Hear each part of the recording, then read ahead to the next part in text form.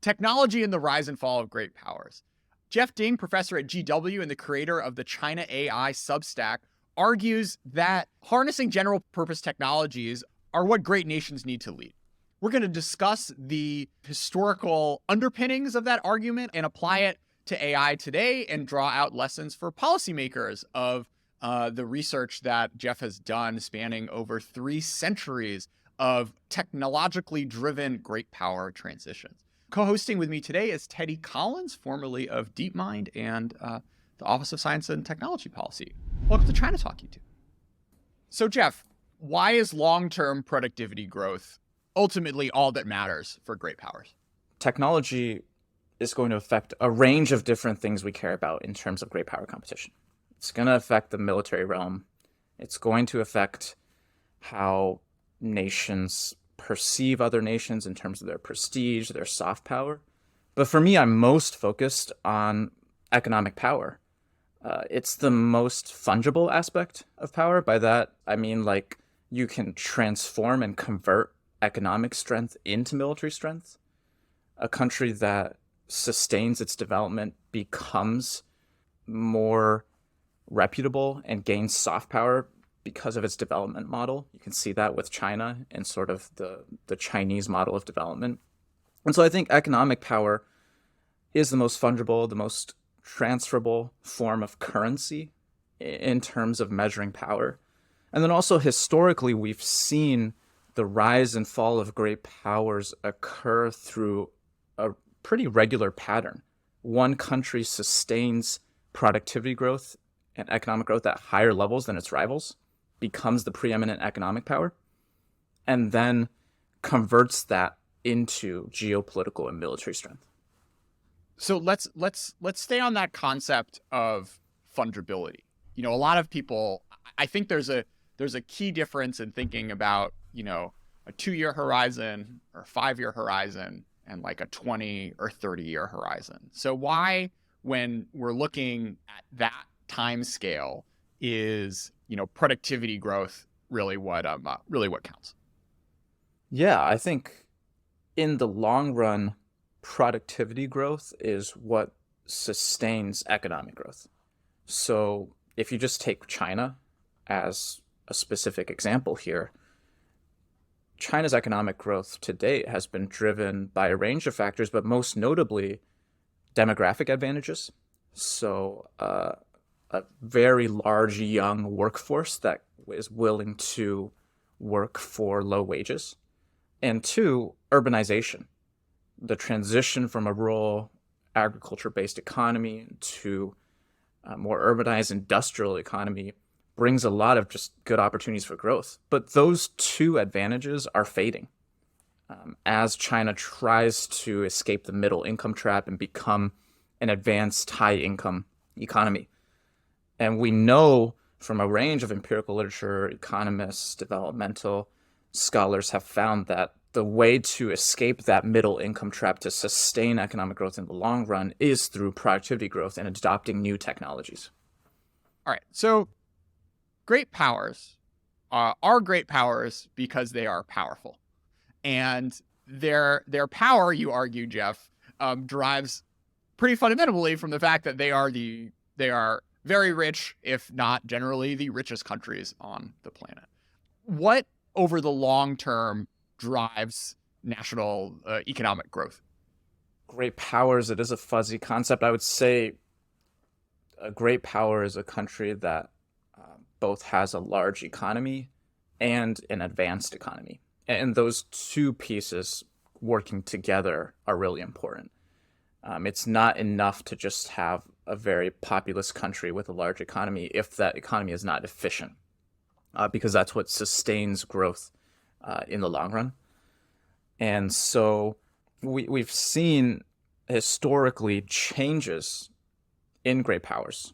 The rise and fall of great powers happens because new technologies create differences in economic growth. You know, one country is able to sustain growth for a longer period of time at a higher rate off the back of these new technologies, whereas another power suffers a decline.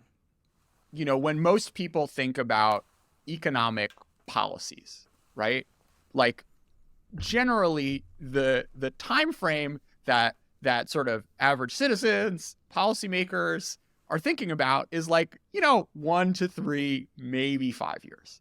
And on a sort of 5 years and in basis, there are a lot of different, policy decisions that can have sort of near-term impacts on economic growth. So, you can have fiscal policy. You can like juke around with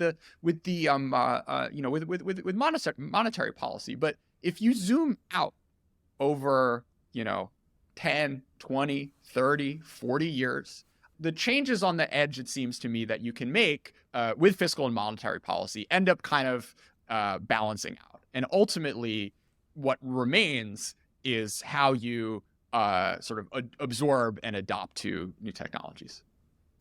Yeah, I think, I'm not an expert on fiscal or monetary policy. I think that can have some long-term effects on incentivizing technological change and technological adoption. Oftentimes we do focus on just that initial moment of innovation, and with that we assume that it will make an impact within 5 years. Or even, the top level machine learning experts today, if you poll them and ask them when we'll get high level machine intelligence, a lot of them say like by 2035. Or even, the commentators on when AI will change the balance of power, it's going to happen within the next decade. Kind of that's our horizon. And for me, for a lot of these revolutionary advances in the past, they've taken decades, oftentimes 4 or 5 decades, to diffuse throughout society and actually make the impact that we think they will make. So what it means from a policy perspective to be focused on a 20 or 30-year horizon is fundamentally very different than a 5-year horizon, because the types of things you want to bet on and the sort of policies which are robust to different futures is different when you're looking so far out and the future is uncertain. And I think that's what's been so interesting to me about going into your research, is just how many times this has played out over time. So let's take a step back, or let's take a step forward and look into some of the case studies to illustrate just how important technology is to long-term, national greatness, nations being able to like claim their place on the top of the global food chain. Why don't we very briefly do the sort of first and second industrial revolutions? What role did technology play in helping the UK supplant its rivals in the 18th and 19th centuries? Essentially, the argument there is that the UK was able to sustain productivity levels higher than their rivals because they adopted iron advances, metalworking advances, and mechanization at scale more effectively than their rivals. Oftentimes, with the Industrial Revolution case, we gravitate towards the fast-growing new industry of cotton textiles. And my argument is actually that it was this more gradual, protracted diffusion of iron, machine making, and mechanization throughout the entire British economy that was the real driver of Britain being able to industrialize at a faster rate than their rivals like the Netherlands and France. So this is I think where a good time to introduce the concept of general purpose technologies. So what are they, and why are they so important to these questions of rise and fall of great powers? Yeah, general purpose technologies have been deemed by economic historians as engines of growth. They are these engines because they're fundamental advances that have the potential to transform broad swaths of the economy. And oftentimes there's a whole research agenda attached to them. There's a lot of scope for continual improvement. And crucially, they only make an impact if there's a lot of complementary technologies across many different sectors that adapt in turn. Something like electricity is held up as a prototypical example of a general purpose technology. Electricity is only able to make an impact on productivity If you change your factory layouts from being driven by a central steam engine and a system of shafts and belts connected to one central steam engine, if you change that layout to something that's more decentralized so that each machine is driven by an individual electric generator. And electricity was only made available to all these different applications with the rise of electric utilities, central generating stations, and those were affected by other complementary technologies like steam turbines. So these general purpose technologies take a really long time to diffuse throughout the economy and are reliant on all these different complementary advances across a wide range of economic sectors to make their ultimate impact. So your two key points on these GPTs is that if you're looking on a, multi-decadal horizon, they're the ones that are going to drive productivity growth over time. It's not the cotton textiles. It's not the sort of like cute one-offs that may be, that may give you, significant productivity growth in one particular segment of the economy. But the GPTs are the ones that do it for your whole nation. And Exactly. what it requires is not necessarily having Thomas Edison, invent the light bulb, but it's all of the hard work necessary to hook up the entire country to electricity, and then sort of the all of the changes that need to come in the factory layouts and this sort of industrial organization and the creation of firms and this, that, and the other thing, which are, hard and but end up kind of touching the entire swath of the economy, and getting those things right even more than whatever, is the hot emerging technology of the day is what's going to keep your country in the lead over the long term. Yeah, and just bringing it home to that first industrial revolution example, on your point about talent, I think oftentimes we hold up this image of the heroic inventor, right? James Watt. Britain became the leading industrial power because they had the James Watts of the world to invent the steam engine.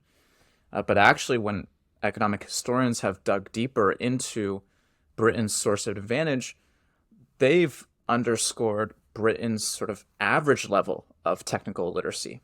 That they had just this higher level of average technical literacy among the millwrights, among early versions of mechanical engineers, machinists, mechanists, who are able to deploy these new iron-based machines in all these different industries. Sure. So let's stay there for a second. This concept of having the geniuses are nice, but not necessarily essential, and that it's the level down of having the implementers that live in all the different corners of the economy and see whatever it is that's new and exciting, and then being able to kind of bring that into whatever their expertise is a pattern you've identified and played out over time. So maybe let's jump forward an industrial revolution. Why don't you kind of apply that to the Germany versus US context? Yes. So the short summary for the Germany, US, and the UK comparison for the second industrial revolution, which is unfolding from around 1870 to 1914. The version of the story that I tell here is that the US actually became the preeminent economic power, not just in terms of size, but the combination of size and actually overtaking Britain in economic efficiency, whether that's measured by labor productivity or GDP per capita as a measure of the development level of the economy. And for me, the key GPT, general purpose technology trajectory, was the spread of interchangeable manufacture. Not necessarily who was exporting the most advanced chemicals at that time, which political scientists have often attached to the reason Germany became a challenger to Britain. But actually, it was the spread of interchangeable manufacturing methods, what became known as the American system of manufacture, across making sewing machines, making bicycles, making all sorts of devices in all sorts of sectors of the economy that led to the US gaining this productivity advantage. And actually, other countries were ahead in terms of inventive genius, in terms of which countries had the research centers of excellence, which countries had the deep minds of the world, so to speak, at that time, right? And it was really the US that was able to diffuse this interchangeable manufacturing method because they had stronger connections between the frontier institutions and the entrepreneurs and the engineers, and they were able to actually build up a more practice-oriented mechanical engineering discipline. And part of that is due to investments in land-grant universities that built up strong mechanical engineering developments all across the country, not just in the elite universities.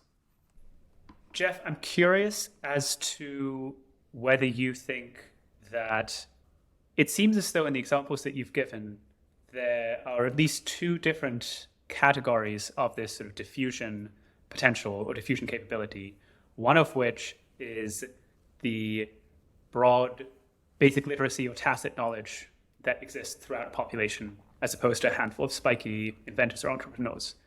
The second is maybe a willingness to experiment with and then implement new approaches to infrastructure.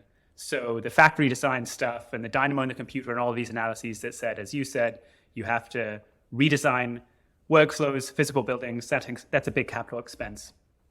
Those two things seem a bit different, and it seems like they would come with different policy implications. I wonder if you could speak to which of those you think is more important, whether you think that's a fair distinction, if there are other things you'd add to that taxonomy. Yeah, I think that's a very fair distinction. So in my writing with the book and the diffusion deficit article, I tend to focus on the human capital argument. How do you build a wider base of engineers, average engineers associated with the general purpose technology? I think there's a lot of other factors that drive the pace and intensity of GPT adoption, including some of the things that you mentioned, such as organizational restructuring, such as the level of vested interest or sort of legacy institutions that exist in some countries. So this is why some people say there's a latecomer advantage, right? Countries that don't have those legacy institutions that are just better equipped to implement some of these structural reforms. On that second level, it's very hard to measure and operationalize these things in terms of how many vested interests are in a particular industry, and that might change across all these different industries. And these are, I'm comparing advanced economies that all would probably have some level of vested interests and established structures.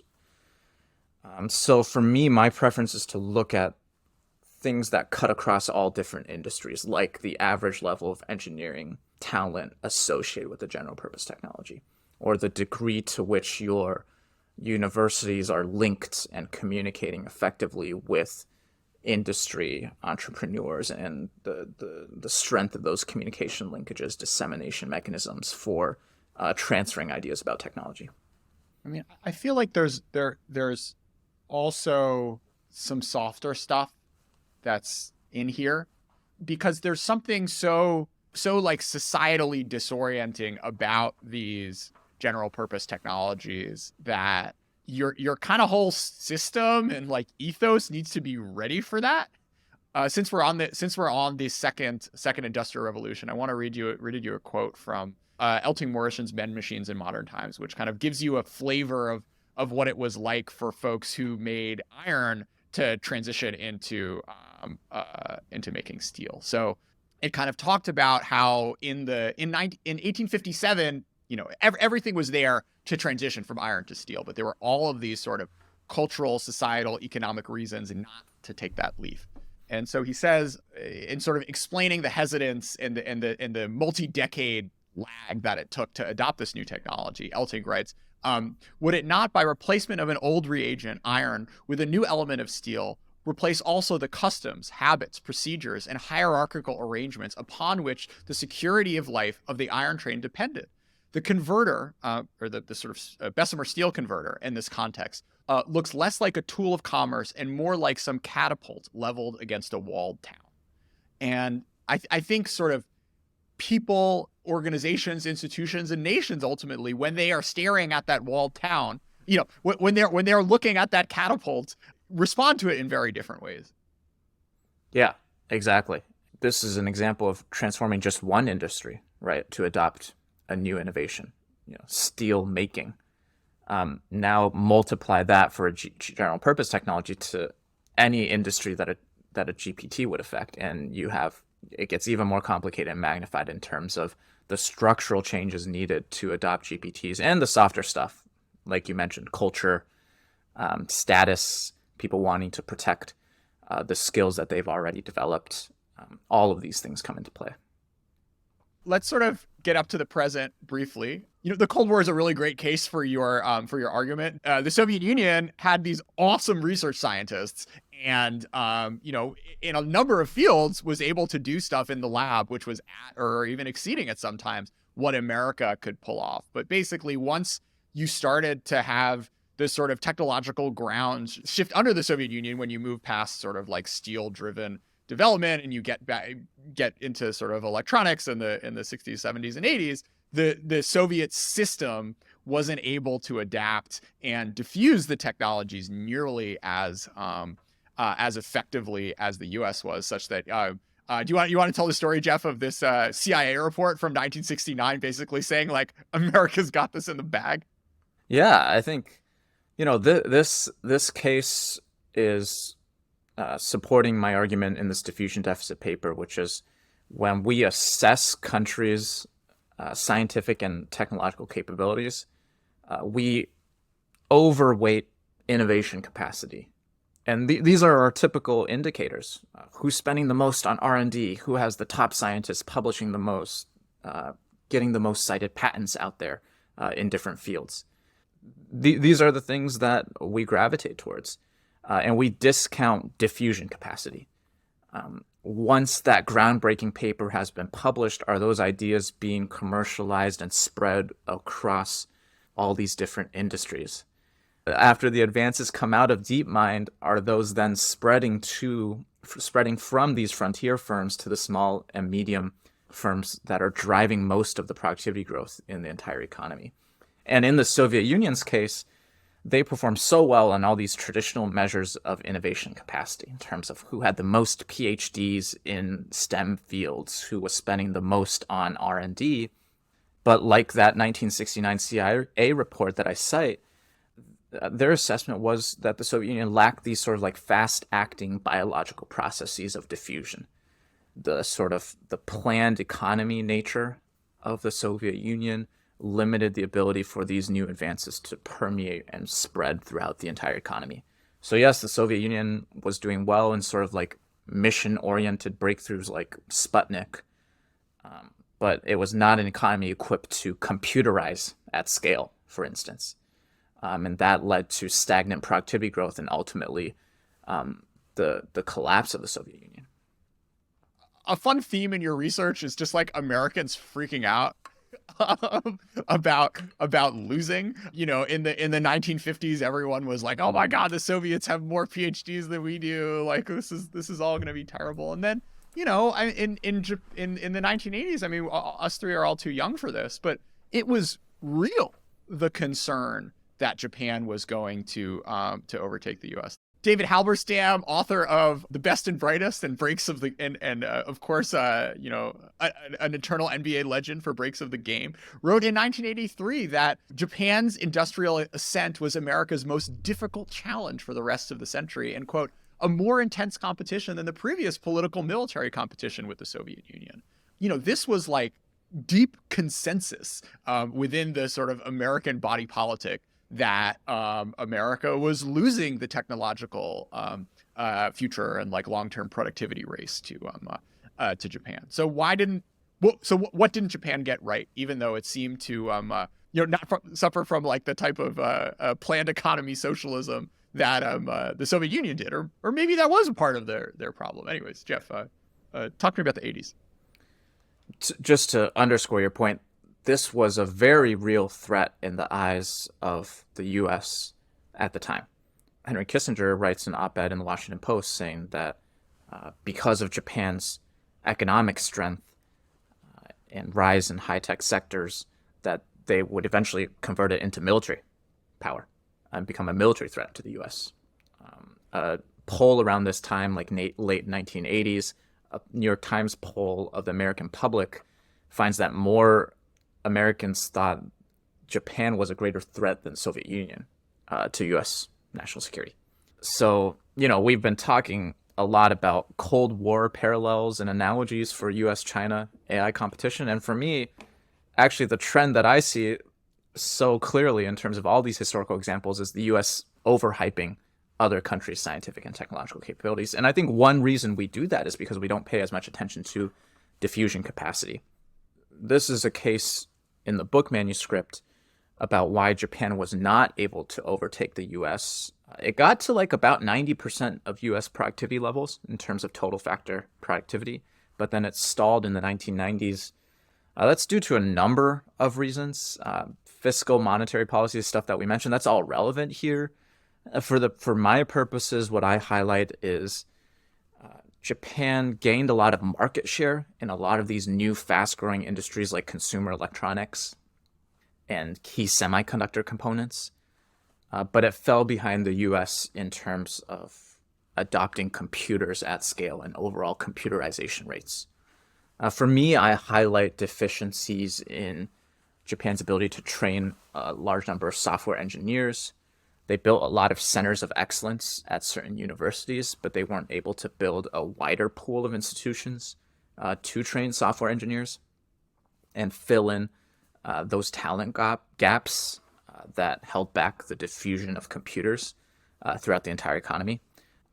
No, it's interesting, the idea that, well, 2 points. First, people this is like a parlor game, right? Where people think about ethics and what 30 years from now are people going to think, we were monsters for believing in if, 30 years ago, everyone thought gay marriage was a problem, or 100 years ago, people thought women couldn't vote or what have you. But the same totally applies to sort of technological and geopolitical assumptions. And I think that's something that I didn't really realize until I started reading more history, and not just history, but like what Jordan Schneider would have been doing 50 years ago, writing reports at a think tank. Because you can really it's one thing to read what a president says, but if you imagine yourself as a writer or an academic or a journalist, or a student back in the 50s or 70s, and then you just see how wrong things that everyone believed end up turning out to be.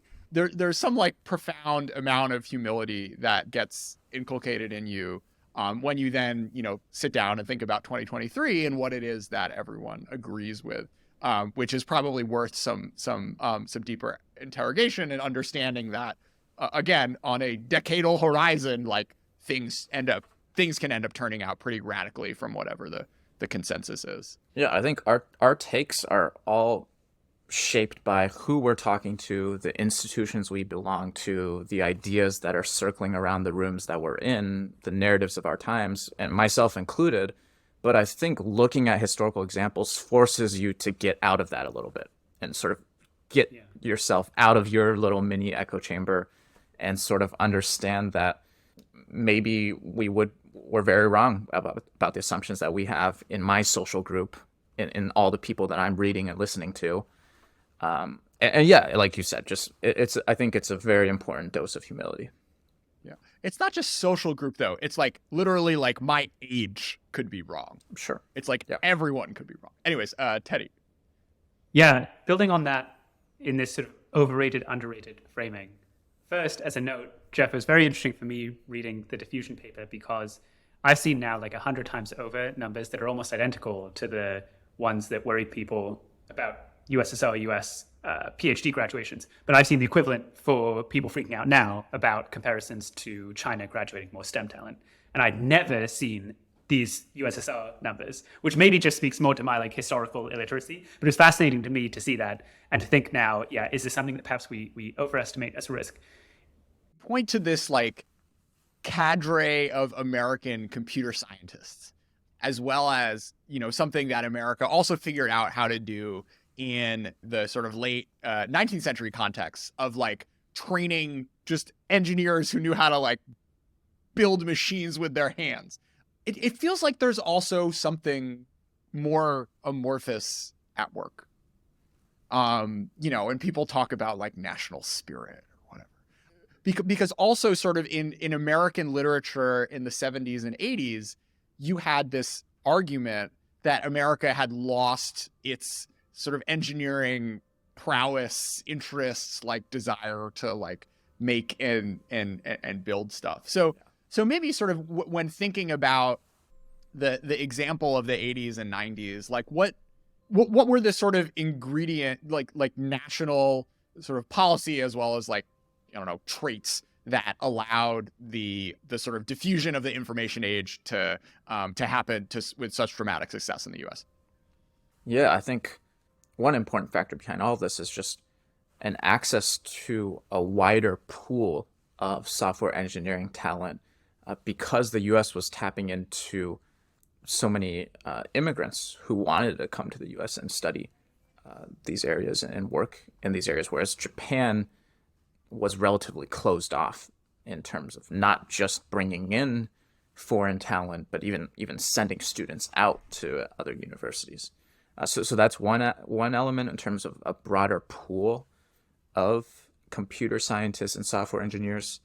I think the second is a lot of times in the wake of these new GPTs, you almost have to have a new engineering discipline.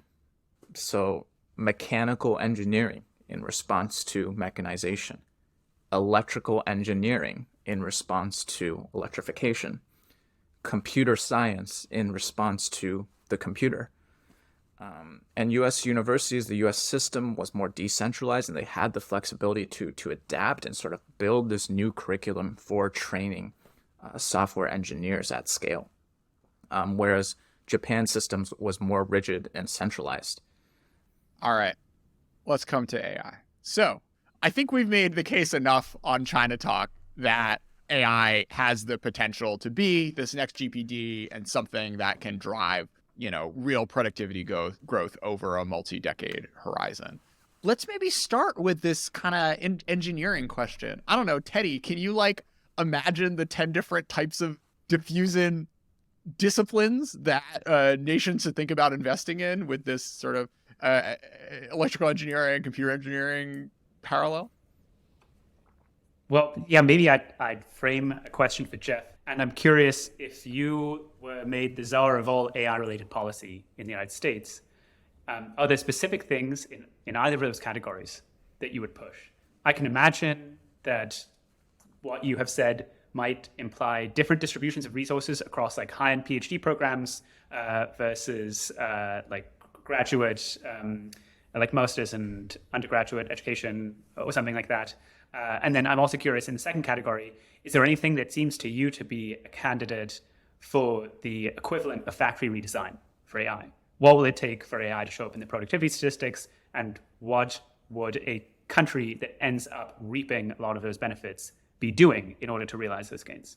Yeah, that's great stuff. I think on the first plank, investing in human capital, for me, that looks like how do you widen the base of average AI engineers? So people who are not necessarily training the cutting edge models, but can take an existing model and apply it to a particular scenario, maybe fine tune it on a more specialized data set, maybe take something that is already out there open source and apply it to their specific industry context. And training that talent might look like investing in community colleges and improving that capacity to train people in this general field of computer science. I think on that second bucket, I think infrastructure is in there, but for me, it's just anything that would affect GPT diffusion, not necessarily just driving cutting edge innovation. So yeah, infrastructure matters for that, right? Giving, how do you improve access to compute for a wide range of universities and even small and medium businesses? that's something that the National Research Cloud discussions has not really gone that far into. They've kind of focused more on just, can we get high-end universities access to more computing resources? And then, yeah, things that any investments in institutions that are encouraging more technology transfer. So different scholars have found that there are like voucher systems that you can put into place that incentivize small-sized companies to go to some of these frontier firms and learn and adopt new techniques from these firms, and sort of like subsidizing that, encouraging that in some way. It is another step that governments can take. It's interesting thinking about the sort of like the iron to steel transition. And on the one hand, like, how much like more support we have for these technological transformations today than we necessarily did, 30 years ago. One of the arguments you make, Jeff, is like, look, GPTs, they come online, but you don't see them in the productivity statistics until like 20 years later, because it takes a long time for people to wrap their head around it. But like, we already have a nationally integrated economy, whereas, you couldn't even have firms in some of these past transitions. Like, we've figured out how to finance a lot of these institutions. We have a whole venture capital ecosystem, and everyone understands that there are enormous gains to be made from these technology innovations. But like, the thing that I am focused on, or like, I guess you can say worried about, when it comes to diffusion, is the potential roadblocks that could come in the way from a policy perspective if this change happens, quote unquote, too fast, and the sort of body politic or specific industries just reject it. And you end up having types of legislative roadblocks, which ultimately, make everyone worse off, because there's like lower productivity growth, and the technological change, which like is going to end up coming eventually, like just doesn't happen, and you just have a poorer society, because we're not as a civilization. We're not as a country kind of leaning into and trying to make the best out of these technologies, which have so much potential, positive potential, but just more focusing on throwing the baby out with the bathwater. So I'm curious, Jeff, if like the first thing that comes to mind is like Tokugawa Japan, right? Which maybe isn't the best analogy, but I'm curious, Jeff, for any examples you had in history of like countries seeing a GPT, freaking out, and then like missing out on an entire technological revolution because they couldn't adopt their regulatory or political system.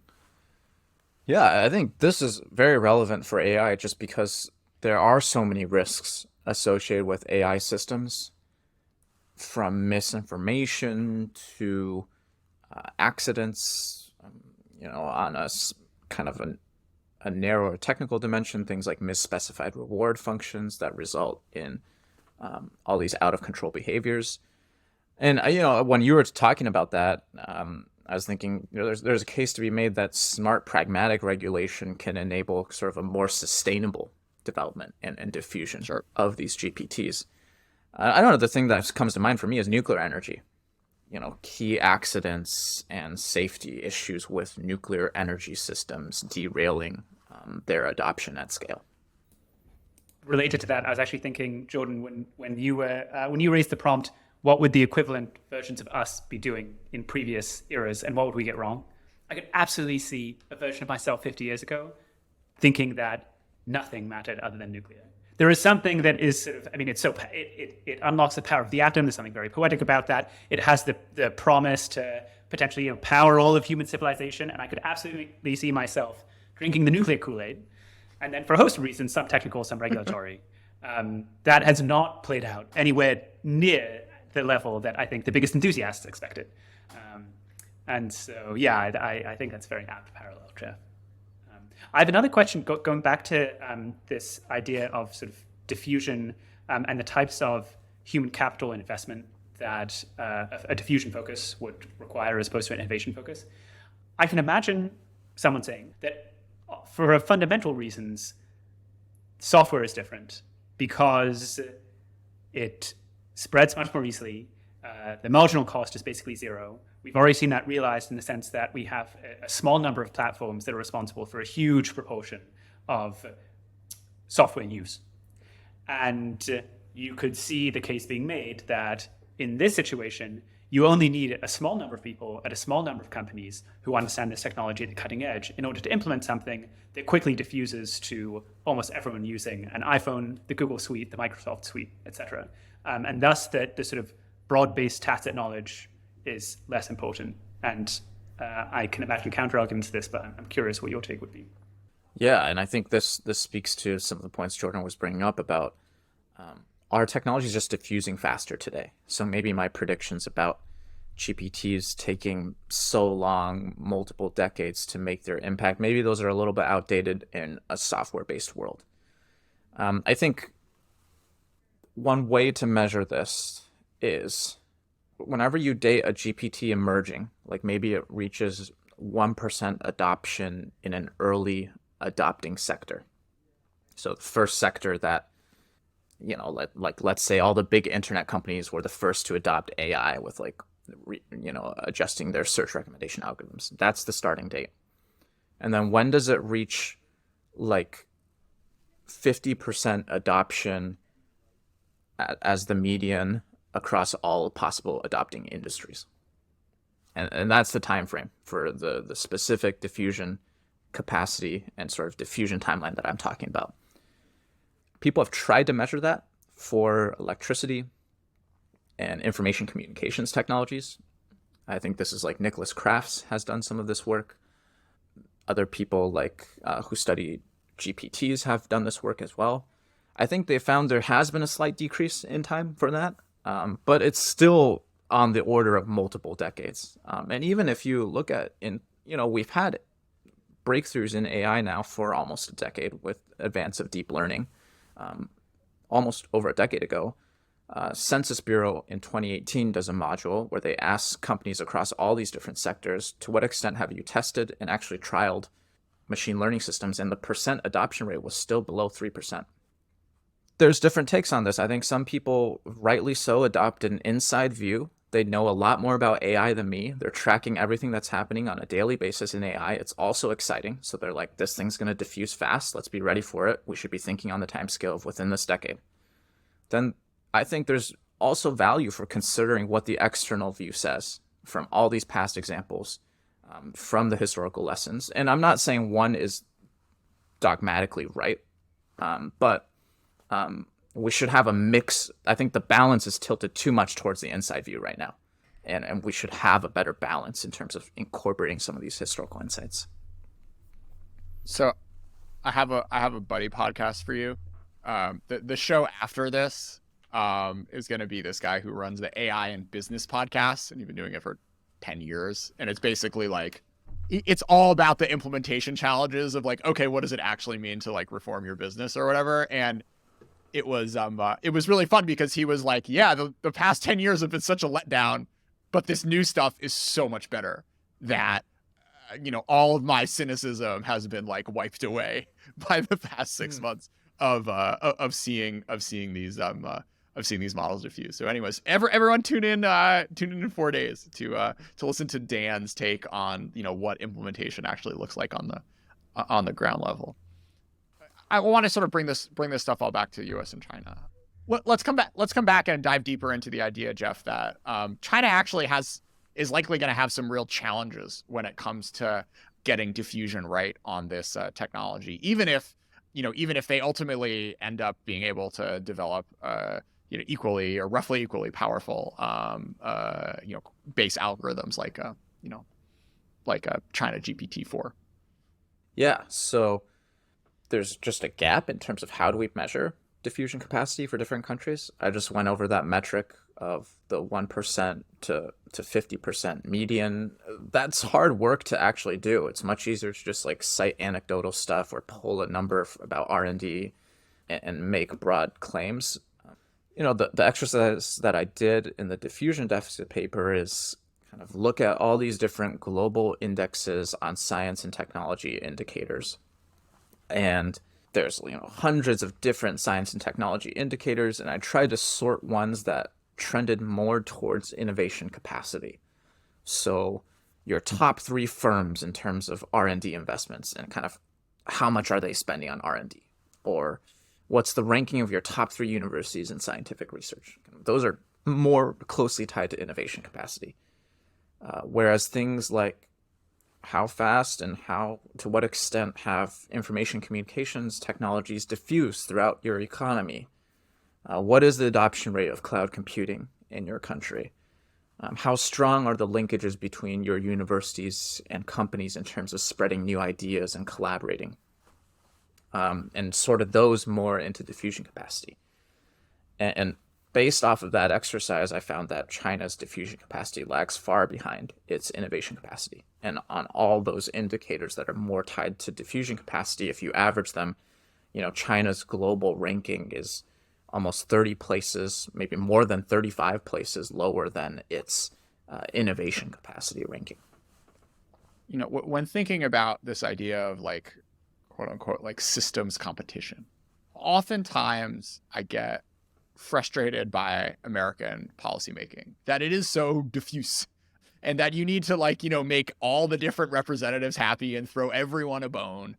And, you have all these irrational policies, and like this state is doing something that's going against the grain of that state.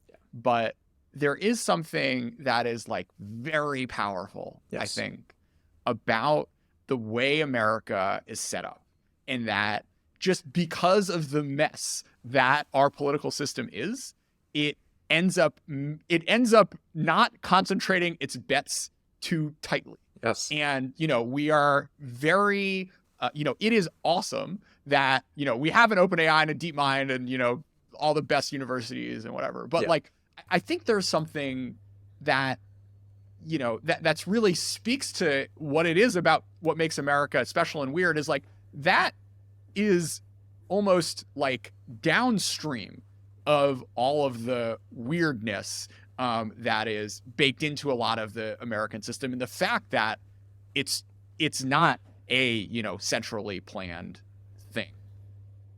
I just want to put in an obligatory footnote that DeepMind is based in London, although owned by Google, which is a US company.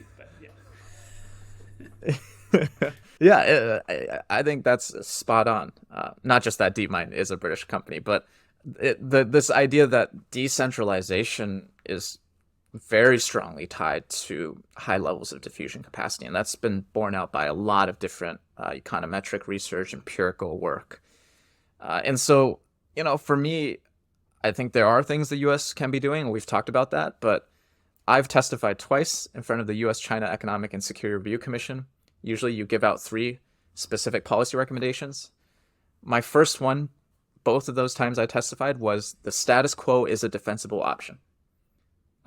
The U.S. is in a good position right now because of its decentralized science and technology system. So, yeah, I strongly believe that. And I think the other U.S. 杀手锏, so to speak, is the alliance system. Because if you think about, coming back to the beginning of our conversation, right, and long-term productivity growth, and just ultimately like having the bigger, badder economy is the one that's gonna lead you on the top of the food chain. It's like, well, that is the case, but like it's also, the growth is important, but the sort of what you are adding to your side of the ledger is the other thing that makes up the equation if you're trying to look at the sort of relative power balance of two sides. And America isn't just diffuse. It doesn't just govern itself in a diffused way. It also can draw on like an entire planet of advanced, developed economic, treaty allies, which is something that China can't. And so, when I think about like the ways America could screw this up over the next 30 years, something like getting a general purpose technology revolution wrong is still something, it's a huge new variable. No one really knows what to do, we tried to come up with some policy recommendations. It's like so incredibly uncertain that I think it's going to take a lot of thinking and a lot of iterative thinking as the technology changes over time of what sort of we should and shouldn't allow companies and governments to do with this stuff. Sort of point two for me on like America winning the 21st century is to not screw up the sort of geopolitical alliance system which it's been able to sustain for the past 75 years. And then the third one is just not ripping ourselves apart and like having the breaking up into 5 countries or like having some enormous constitutional crisis where like democracy ends or something. Am I missing anything, Jeff? What else is on your bingo card of what America needs to do to sort of sustain over a multi-decade horizon? Yeah, no, I think I'll leave the alliances, democracy, other people focus on that. I think for me on the technology side, one of the things that's important for the U.S. not to do is to like lock into a specific technological trajectory in AI. If we were having this podcast 2 years ago, we might be talking more about computer vision. Now the hottest subfield is natural language processing. Yeah, and actually, if we were having this podcast 18 years ago, when Clinton announced the National Nanotechnology Initiative, we would be talking about nanotechnology. No one talks about nanotechnology anymore, even though actually it might have some like general purpose technology characteristics. It's just diffusing kind of under the radar. I love this. I love this quote you have from 2003 with the Undersecretary of Technology at Commerce saying, "Nano's potential rises to near biblical proportions." It's like, I mean, maybe, but if America put all our eggs in that basket in 2020 and wasn't paying computer scientists to figure out AI models, then we might be in a very different place. Yeah. So maintaining diversified bets in the AI space. Yes, I think the whole pour a lot of compute and resources into these transformer models seems to be one bet. I think there are other fields of AI, even beyond deep learning, reinforcement learning, like causality-based thinking and models that we should not like ignore or like neglect the long-term promise of. So basically not doing what Japan did when they kind of invested in their 5th generation computing project that kind of narrowly looked at computers as like huge mainframes, large mainframes in a world where it was increasingly turning towards personal computing and sort of avoiding kind of locking in one technological trajectory. Of course, it's sort of funny because now we've come full circle with respect to Japan was maybe just ahead of its time in terms of now we're trying to build these like massive GPU clusters that can run these absolutely ginormous models. And so, Jeff, do you want to take the sort of talent question and apply it to sort of GPTs? Talent and diffusion and GPTs. There are different historical examples of like, America got 3 people from the UK to like teach them how to make a mill, and then all of a sudden like everyone had mills 15 years later. How kind of defensible, keeping the brains or keeping the IP, located within your national borders, is that something that like works over time for these general purpose technologies? No, because this is just, it's like, how do you keep such a foundational technology locked up? It's not like GPTs aren't like a pharmaceutical secret. That's not the model. We're not talking about like monopoly profits from one country monopolizing profits from this super secret innovation. It's more about how you adopt these innovations at scale. I think, China's efforts to attract talent back from overseas countries has helped them stay abreast of the frontier in AI research and stay connected to different innovation networks, and sort of that helps facilitate that initial adoption. What I'm most interested in is after those top Chinese scientists hear about the latest advances and kind of learn the latest breakthroughs, how does that then diffuse to the next level down and throughout the entire country? So it's hard to have indicators of that for diffusion capacity in AI. One approach I use in the book manuscript is how many universities do you have that meet some baseline level of quality for AI engineering education? So I look at the CS rankings database and try to figure out how many universities in China have at least just one researcher who has published in sort of the top 3 AI conferences. And that number is relatively low compared to the US. I think it's like about 100 to the US, which has around 400. So just a broader pool of US universities that even meet that very low bar for some quality, baseline quality of AI engineering education. So if all you care about, Jeff, is like relative productivity growth rates, US China relative productivity growth rates, like what's the case you make to that congressperson that you should still allow a free flow of talent between the US and China? A lot of that talent is flowing to the US and staying in the US. So there's that angle.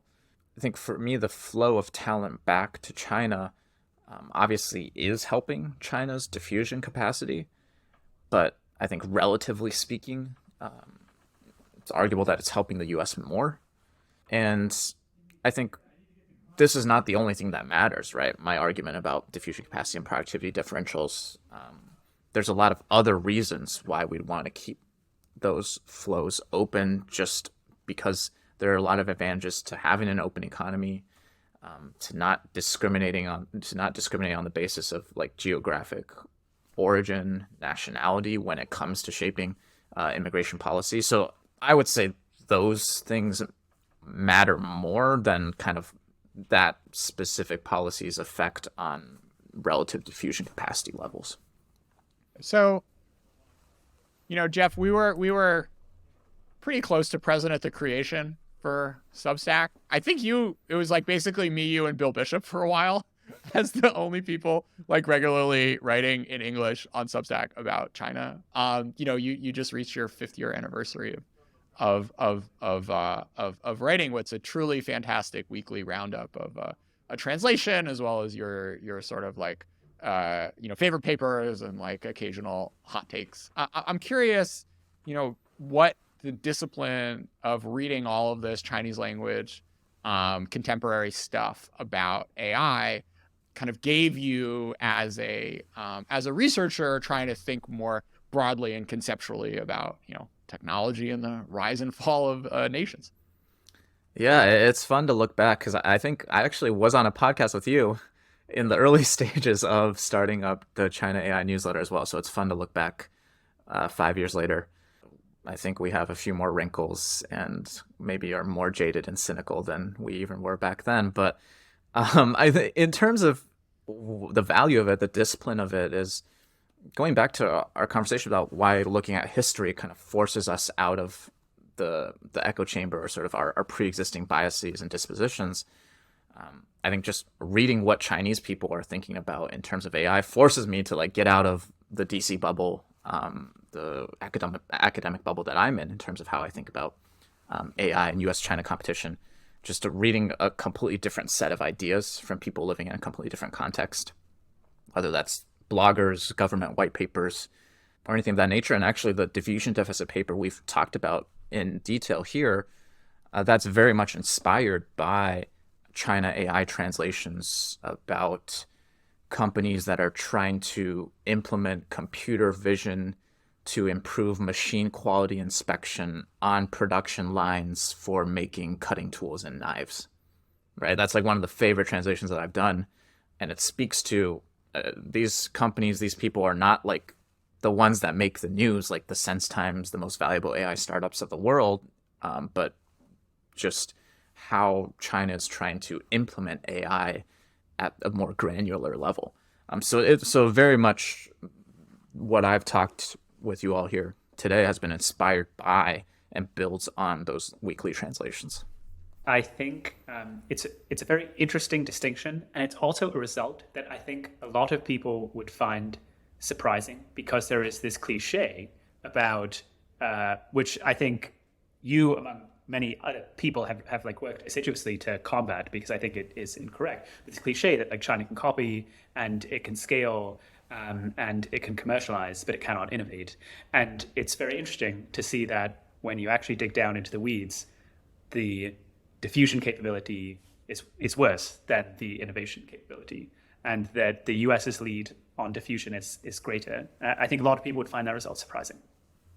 Yeah, I think it's often informed by a few really attractive examples. So high-speed rail comes to mind. China is good at diffusing certain things, like high-speed rail, e-commerce, like sort of the food delivery apps. But when you look at some of these other innovations connected to general purpose technology trajectories and information communications technologies, computers, cloud computing adoption, those diffusion rates are pretty slow in terms of actually affecting productivity in a lot of different businesses.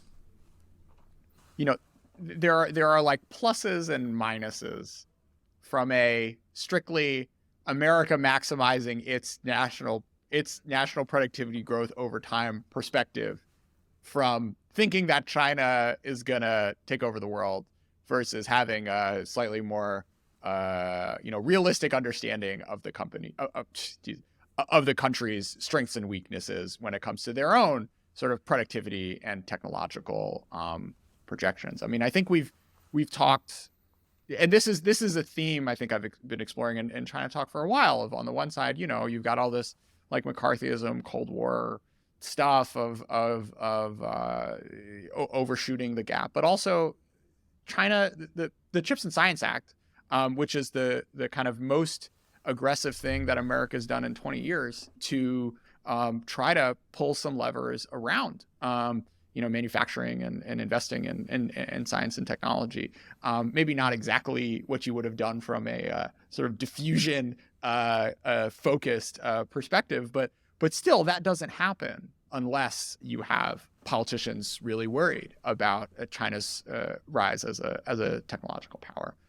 Any sort of thoughts or meditations on the pluses and minuses of that discourse over the past 5 years and the next few decades to come? Yeah, I think it's a very important point. There are instrumental reasons to overstate and hype up China's AI capabilities and scientific and technological prowess. And if I were someone who really believed in the Chips and Science Act as the most essential thing for U.S. national security, and the only way to get that across the board is to adopt a China is going to overtake us framing, there's reasons to do that, and I see the rationale behind that. I think there's also a lot of downsides, however, to overestimating someone as a threat. It could lead to more threat inflation. It could lead to more willingness to escalate conflicts. We've seen that historically in the U.S.-Soviet Union case with the illusory missile gap and U.S. and Soviet Union getting to the brink of world destruction many, many times.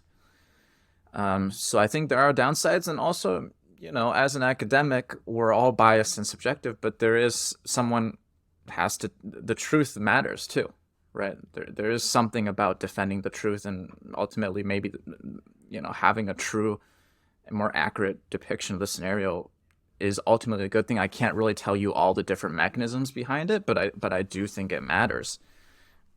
So yeah. Defender of the truth, put that on my epigraph or whatever. It's interesting also kind of reflecting on this if you're in Xi's head, right? Or a Chinese policymaker's head. This is like, everything I read about China and AI seems hyperbolic, and the sort of self-flagellation of the Chinese internet over the past 6 months watching ChatGPT explode in the West has been like really interesting.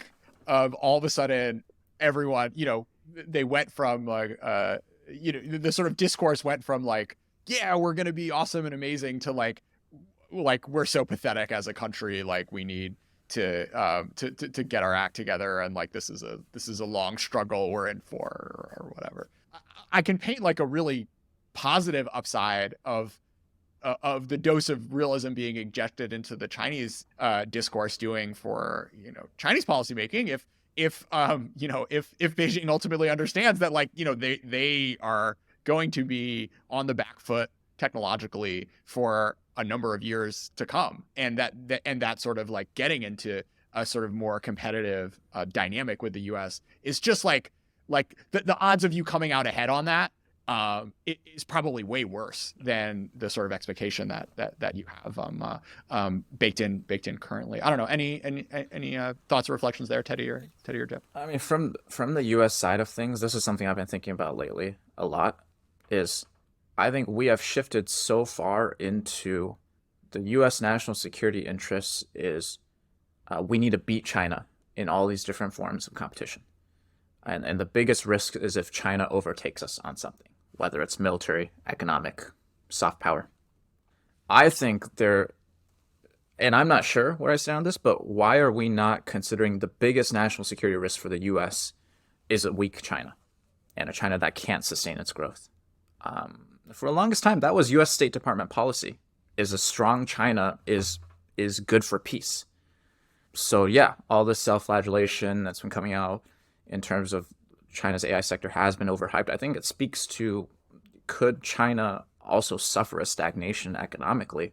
And what are the national security consequences for the U.S. because of that? And it might not be good. So it's just something that's even not in the Overton window that we're even talking about anymore in terms of what's happening in the city that I live in and what people here talk about. But that's what comes to mind. Yeah, that's a really tricky Goldilocks thing, right? Like the way I see this getting turned around is China slows down, and America and all its allies keep growing very nicely with their adoption of GPTs and whatnot, and sort of the whatever comes after Xi realizes that in fact you need to be globally integrated and have like happy diplomatic relations in order to have a place on the national stage and be respected and end up being able to keep pace with other countries around the world. But also, I've done a lot of shows about this idea of temporal claustrophobia, right? Where Imperial Japan and Nazi Germany and the Kaiser all convinced themselves that like they were at a high water mark. And if you like, one of the ways to not play a multi-decadal game is to start a war. And that's the sort of thing where like, okay, if you sort of roll the dice now in a really aggressive way, then like you can like massive wars are one ways where you sort of short circuit that long-term productivity contest. And if you kind of like get lucky or you overperform in a narrower window because you have, some sort of edge or another, even though most of the time the countries that win wars are the ones that are larger and more technologically advanced. Like it's not every time. And that can be the sort of out if you talk yourself into, whatever the long-term trajectory is being a hopeless one for the aims that you have as a national leader. Yeah. I think that squares with my understanding as well. Yeah. I mean, I feel like I'm ending every China talk on World War III, which is kind of a bummer, but, such are the times. Jeff, congratulations on all your fantastic research. Everyone should read Jeff's papers, which we'll link in the show notes. Thanks so much for being a part of China Talk. All right. Thank you, guys.